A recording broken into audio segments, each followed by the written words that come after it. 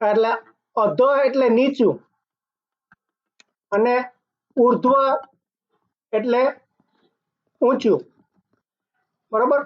એટલે આપણે ઘણી વખત નથી કહેતા કે કોઈની અધોગતિ થઈ, એટલે પૈસા વાળા હોય ને પછી ગરીબ થઈ જાય, કઈક જુગાર રમે તો એને અધોગતિ આપણે શબ્દ વાપરીએ છીએ ને. એટલે અધો એટલે નીચું અને ઉર્ધ્વ એટલે ઊંચું, એટલે આપણે ઉર્ધ્વ ગતિ થઈ એટલે કે ઊંચી. પછી એમાં અધમાં આપણે વર્ગ સીમા શબ્દ ઉમેરી દીધો. આ વર્ગ સીમા એટલે આપણે આના બધાના વર્ગ પાડ નાખ્યા ને, એટલે જૂથ પાડ નાખ્યા. જે બધી માહિતી હોય એના જૂથ પાડ્યા, કે ધારો કે આપણે એમ કે 3 થી 4 ફૂટ ઊંચાઈ સુધીના કેટલા સ્ટુડન્ટ છે, 4 ફૂટ થી 5 ફૂટ સુધીના કેટલા છે, 5 થી 5.5 ના કેટલા, આવી રીતે જે વિદ્યાર્થીઓની સંખ્યા આપણે ગણીએ એ વર્ગ કરીએ, બરોબર ને. તો એ વર્ગ પાડ્યા પછી એની આપણે સીમા એટલે હદ નક્કી કરીએ છીએ. એટલે કે ઓછામાં ઓછી સીમા એ આપણે એટલા માટે કરવું પડે કે આપણે જ્યારે ગ્રાફ દોરવો હોય એટલે આપણે જ્યારે આવી રીતે ગ્રાફ દોરવો હોય કે આ ઊંચાઈ છે, આ ઊંચાઈ છે, આ ઊંચાઈ છે, આ બધું, તો આપણે એમ કે આ વધુમાં વધુ 6 ફૂટથી ઊંચું કોઈ ના હોય, 7 ફૂટથી, બરોબર ને. અને આપણે હાઈસ્કૂલના લઈએ તો એમ કે 3 ફૂટથી નીચું બહુ કોઈ ના હોય. તો આપણા ગ્રાફ દોરવા માટે આપણે જે આ વાય અક્ષ ઉપર જે આપણે લેવા પડે બે, ઉપરનું સૌથી મોટામાં મોટું, એટલે કે આ 6 ફૂટથી ઊંચું કોઈ ના હોય તો આપણે એથી ઊંચું આ પેલું લેવાની જરૂર નથી. એટલે આવી રીતે આપણે 1, 2, 3, 4, 5 ને 6 ભાગ કરી નાખીએ તો આમાં જે નીચામાં નીચી સંખ્યા લીધી હોય આ 3 ઇંચ, એને શું કહેવાય? હા, અધો સીમા, બરોબર ને. અધો વર્ગ સીમા એટલે એ નીચામાં નીચું જે થઈ. અને જે આ 6 ફૂટ હોય એને શું કહેવાય? ત્યાં ઉર્ધ્વ વર્ગ સીમા. એટલે આ બધા ગ્રાફમાં આનો ઉપયોગ થાય છે કે આપણે ગ્રાફ દોરવો હોય ત્યારે વધુ ને ઓછામાં ઓછું કેટલું હોય, ધારો કે હજારોના આંકડા હોય તો તમે 0 થી ચાલુ કરો તો તમારો એક પેપરમાં નામ આવી કારણ, એટલે એટલા માટે આને આ બે શબ્દનો ઉપયોગ કર્યો છે. ઓકે, મળી ગયો જવાબ તમારો. ઓકે, પછી શું છે, આકૃતિ 16.6 સમજાવો. કેટલા પાના ઉપર છે? 101, 131.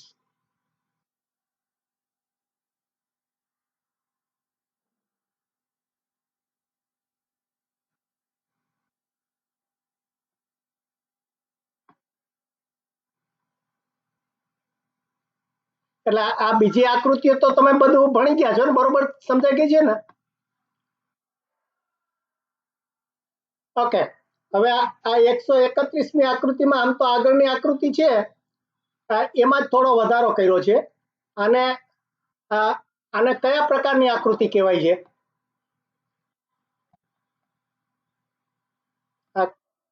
હે, યા બહુગણ આકૃતિ કહેવાય, બરોબર ને. એટલે જો તમે આગળની આકૃતિ સમજાવો કે એમાં જો ફરીથી જોઈ લઈએ કે આ જે તમે બધી માહિતી હોય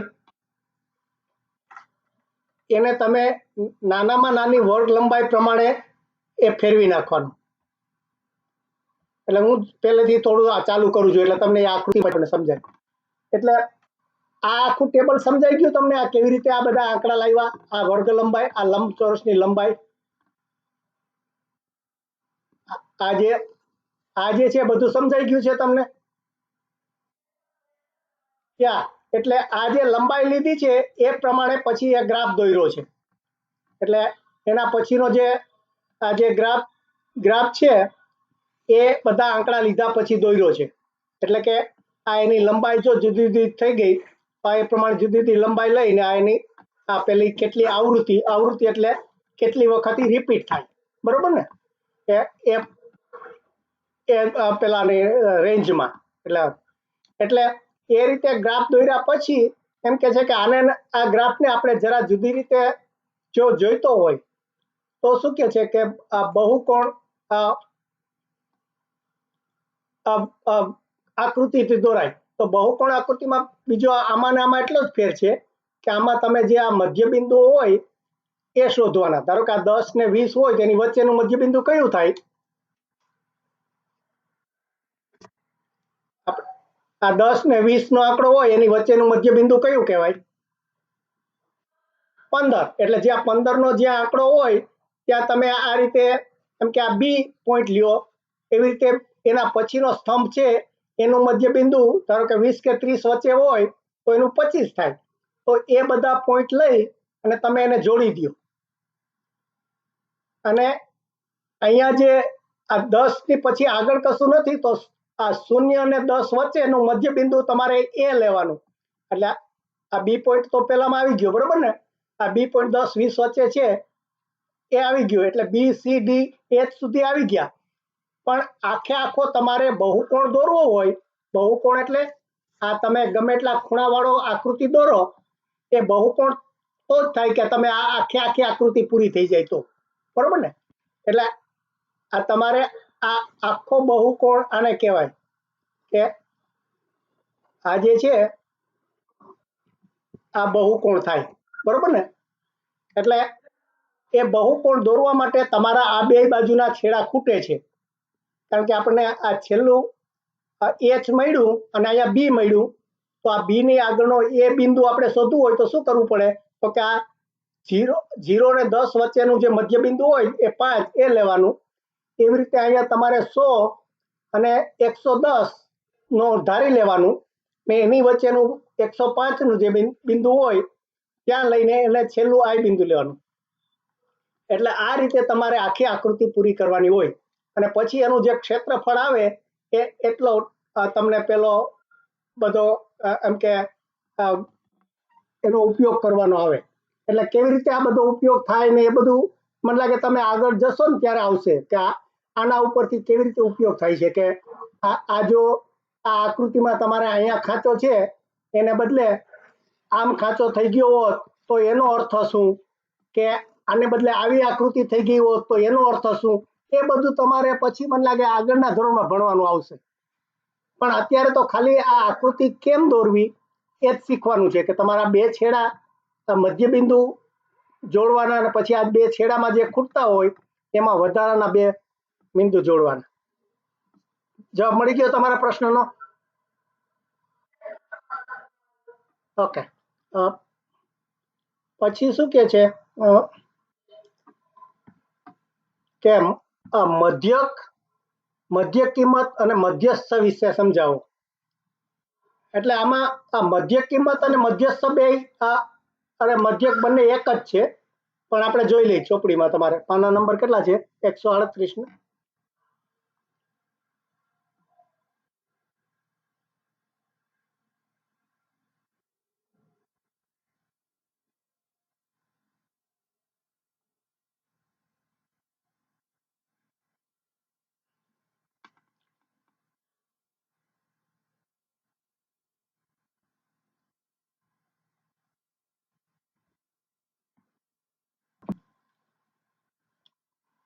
એટલે હવે જો આ બધી આકૃતિ આપણે બધી માહિતી એકઠી કરી ત્યાં એના ઉપરથી હવે એનો ઉપયોગ કેવી રીતે થાય છે એના માટે આ ત્રણ શબ્દો વપરાય છે કે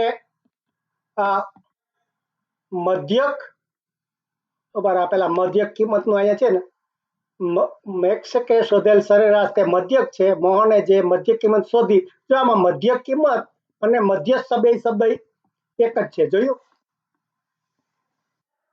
એટલે મધ્ય કિંમતનું વ્યાખ્યા એ જ મધ્યસ્થની થશે. અને આ મધ્યક એટલે શું? સરેરાશ. મધ્યક એટલે સરેરાશ. સરેરાશ એટલે શું? આપણે તમે શીખ્યા તમારા ક્લાસનું સરેરાશ પરિણામ કેવું આવ્યું એ જો કરવું હોય તો આપણે કેવી રીતે કરીએ કે એકના 50 માર્ક આવ્યો હોય, બીજાના 75 આવ્યા હોય, ત્રીજાના 85 આવ્યા હોય, તો આ ત્રણ જણાનું સરેરાશ તમારે જોતું હોય, આનો ત્રણેયનો સરવાળો કરીને ત્રણે ભાંગી નાખીએ, બરોબર ને? 10 13 ને આ 210 છે એને 3 ભાંગો તો કેટલા થાય? આ 70 આવે, બરોબર ને? તો આ 70 સરેરાશ માર્ક આવ્યા તમે 3 જણાના. સમજાણું? એટલે એટલે એ જે તમે સરેરાશ કાઢો એનું મધ્યક શબ્દ છે, એટલે આ ગણિતની ભાષામાં. એટલે મધ્યકનું વ્યાખ્યા શું આપી છે કે બધા જ અવલોકનોની કિંમતના સરવાળાને અવલોકનોની સંખ્યા વડે ભાગતા જે કિંમત મળે તે આપેલ માહિતીની સરેરાશ અથવા તો મધ્યક કહે છે, અને એને x બારથી x બાર એમ વંચાય છે. એટલે મેં આજે દાખલો આપ્યો કે 3 સંખ્યા હોય, એવી રીતે હજારોની હોય, લાખોની હોય, પણ એમાં કુલ જેના ડેટા મળ્યો હોય, માહિતી મળી હોય, એમાં કેટલી વખત માહિતી, એ બધાનો સરવાળો કરી અને કેટલી માહિતી છે એનો બાદબાકી કરો તો જે મળે એ સરેરાશ કહેવાય. આ પેલું સમજાઈ ગયું મધ્યક. હવે મધ્યસ્થ એટલે શું? તો કે એ આપણે જો આ બધાને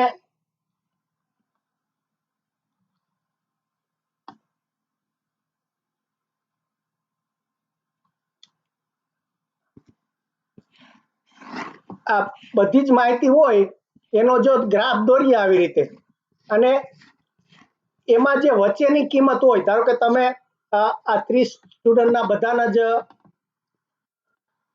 આ પરીક્ષાના પરિણામના માર્ક લીધા, 1 number 2 number 3 number 4 number 5 number. તો આ ધારો કે તમે આ 31 સ્ટુડન્ટ છે, તો કોઈના 30 માર્કથી માંડી ને 95 સુધીના માર્ક આવ્યા છે. એટલે હું આ તમને દાખલો આપીને સમજાવું છું, વ્યાખ્યા પછી સમજાવીશ. એટલે હવે આનો આપણે સરેરાશ નથી જોઈતું. સરેરાશમાં શું હોય? સરેરાશમાં પ્રોબ્લેમ શું થાય? ધારો કે એક બે છોકરાના જ 95 માર્ક આવ્યા હોય ને બાકી બધા નબળા હોય, તો તમે સરેરાશ કાઢો તો સરેરાશ તો એવી આવે કે આપણું ક્લાસનું પરિણામ 50% આવ્યું, ઊંચું આવી જાય, બરોબર ને? પણ એ સાચી વસ્તુ નથી બતાવતી. એટલે આપણે સરેરાશ છે ઘણી વખત ક્લાસનું, એમ કે તમારા ક્લાસનું સ્ટાન્ડર્ડ કેવું છે, બધા કેવા હોશિયાર છે, કેટલું છે, તો એ સરેરાશથી તમને ખબર ના પડે કે જો તમે 2-4 જ હોશિયાર હોય ને બાકીના બધા નબળા હોય તો એ ક્લાસનું.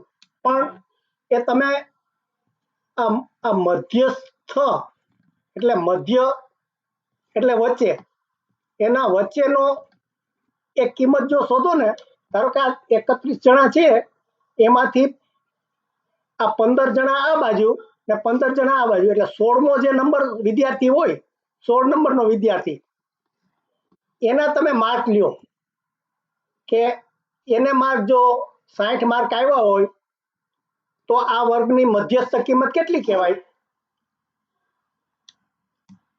60. એટલે આ જો તમને આના કરતા જુદો દાખલો આપો એટલે તમને થોડુંક વધારે ખ્યાલમાં આવે. તમને ખબર છે દુનિયામાં કયા ગામની આવક સૌથી ઊંચામાં ઊંચી છે? આપણે ચોરવાડ ગામ સાંભળ્યું છે? કેશોદ પાસે છે. એની એ ગામની સરેરાશ આવક આખી દુનિયા કરતા ઊંચામાં ઊંચી છે. કેવી રીતે ખબર છે? આમ તો એ ગામમાં બાકી લોકો બધા કેળા વેચવા વાળા ને એવા શાકભાજી વેચવા વાળા જ છે, એટલે બધાનો તમે ગ્રાફ દોરો તો બધો આવો જ થાય. પણ એમાં 2 માણસ એવા છે કે જેની અબજોની આવક છે. એટલે એ 2 કોણ છે? અંબાણી. નામ સાંભળ્યું છે? અનિલ અંબાણી અને મુકેશ અંબાણી. એ 2 આ ચોરવાડ ગામના છે. તો હવે ચોરવાડના ગામના બધા લોકોની આખા કુટુંબો, ધારો કે આ ગામમાં 200 કુટુંબ હોય, 200 કુટુંબની તમે આવક લખો કે આની 30,000 છે, આની 40,000 છે, આની 50,000 છે. આ બધાની કરો અને તમે પછી આ બેના 5-5 અબજ ભેળવો અને એને પછી 200 ભાગો તો શું થાય? આખું ગામ કરોડપતિ થઈ જાય કે નહીં? તો એટલે મેં આપણે જે સરેરાશની વાત કરી ને, એટલે સરેરાશ એને કહેવાય કે તમે જે બધી માહિતી હોય એમાંથી કેટલા અવલોકન છે એને તમે ભાગો તો સરેરાશ થાય. તો તમે જો આ રીતે આ ચોરવાડ ગામની આવક સરેરાશ ગોતવા જાઓ તો જવાબ ખોટો મળે ને. કઈ ચોરવાડમાં કોઈ કરોડપતિ નથી, બધા કેળા વેચવા વાળા છે, પણ એની સરેરાશ આવક કરોડોની શું કામે થઈ ગઈ? એ ગામની મેં હમણાં સમજાવ્યું ને કે તમારે સરેરાશ આવક કેવી રીતે ગોતાય, કે આ બધા ગામના કુટુંબની આવકનો સરવાળો કરવાનો. હવે આ ગામના આવકની કુટનો સરવાળો આ મુકેશ અંબાણી પાસે 100 કરોડ રૂપિયા છે, મને લાગે કરોડ નહીં, અબજો રૂપિયા છે એની પાસે. એટલે 5 અબજ રૂપિયા એ તમે ભેળવો અને પછી એને 200 ભાગો તો શું થાય? એની સરેરાશ તમને કદાચ આ 5-5 કરોડ મળે કે નહીં? તો આ ગામની આવક સરેરાશ આવક 5 કરોડ કહેવાય. તો એ સાચો જવાબ ના આવે, કારણ કે ગામ આખું નથી. તો એ ગામની ખરેખર પરિસ્થિતિ કેવી છે એ જાણવું હોય તો શું કરવું પડે, કે આ ગામના બધાની આવક મૂક્યા પછી આ જે વચ્ચેનો આંકડો હોય, આ વચ્ચેનું જે કુટુંબ હોય કે એના કરતા ગરીબ આટલા અને એના કરતા સાવકાર આટલા, અને એની જો તમે આવક ગણો, ધારો કે એની 50,000 હોય, તો આ ગામની આ મધ્યસ્થ આવક 50,000 છે. તો આપણને સાચી માહિતી મળી કહેવાય ને. આ સમજાય છે હું વાત કરું છું? એટલે આપણે આ સરેરાશ એટલે મધ્યસ્થ, એટલે આ મધ્ય ક એટલે સરેરાશ અને મધ્યસ્થ એ બેનો તફાવત હું સમજાવું છું. કે તમે સરેરાશ અથવા તો મધ્યક ગોતો આ ગામનું તો જવાબ ખોટો મળે, કે 5 કરોડ ગામની સરેરાશ આવક આંકડાની રીતે સાચી છે, પણ આપણને ગામનું સાચું ચિત્ર ના મળે. પણ જો મધ્યસ્થ આવક ગણો કે બધા ગામના બધાની આવક ઉતરતા ગરીબનીથી માંડી એ સાવકાર સુધીની બધાની મૂકો, અને એમાં વચ્ચેનો જે આંકડો આવે, ધારો કે આ 201 હોય, તો આ બાજુ 100 એના કરતા ગરીબ હોય ને 100 એના કરતા સાવકાર હોય. તો જે વચ્ચેનો માણસ હોય, વચ્ચેનું જે કુટુંબ હોય, એની આવક એ કેવી આવક કહેવાય? મધ્યસ્થ. એટલે આ મધ્યસ્થ અને મધ્યકનો તફાવત સમજાઈ ગયો હોય તમને? ઓકે, હવે આપણે ચોપડીમાં જોઈ લઈએ કે ચોપડીમાં એને શું કેવી રીતે વર્ણવ્યું છે.